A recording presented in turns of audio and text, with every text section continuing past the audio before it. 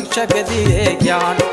दलित शोषित मन के तोला, दलित शोषित मन के तोला, माना थे विद्वान, माना थे विद्वान। मोर सावित्री ज्योतिबा फुले सुघर शिक्षा के दिए ज्ञान। मोर सावित्री ज्योतिबा फुले सुघर शिक्षा के दिए ज्ञान।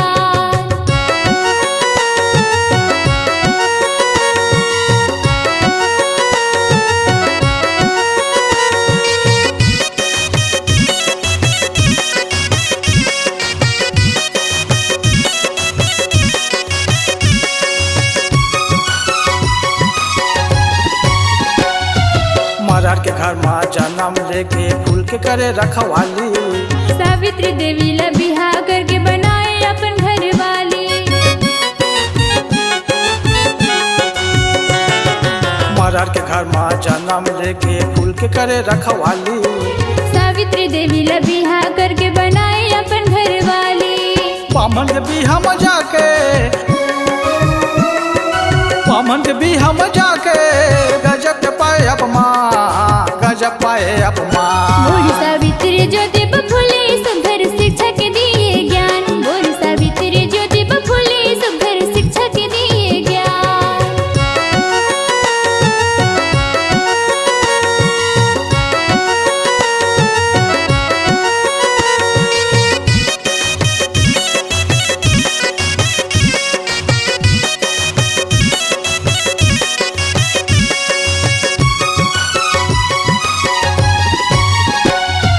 दलित ला पढ़ा कह के अड़बड़ खाए किरिया।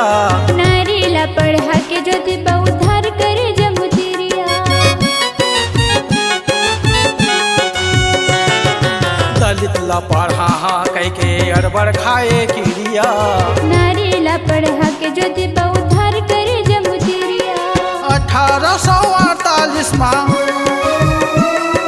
1848 में दिए सोना बिहान, दिए सोना बिहान। मोर सावित्री ज्योतिबा फुले सुघर शिक्षा के दिए ज्ञान। मोर सावित्री ज्योतिबा फुले सुघर शिक्षा के दिए ज्ञान।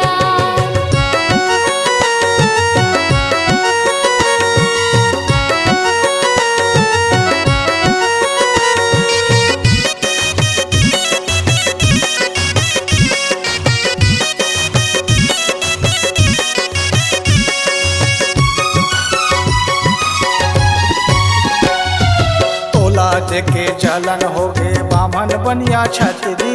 दलित समाज ला पढ़ा लिखा के बना दिएगा मंत्री। तोला दे के चलन हो गए बामन बनिया छतरी।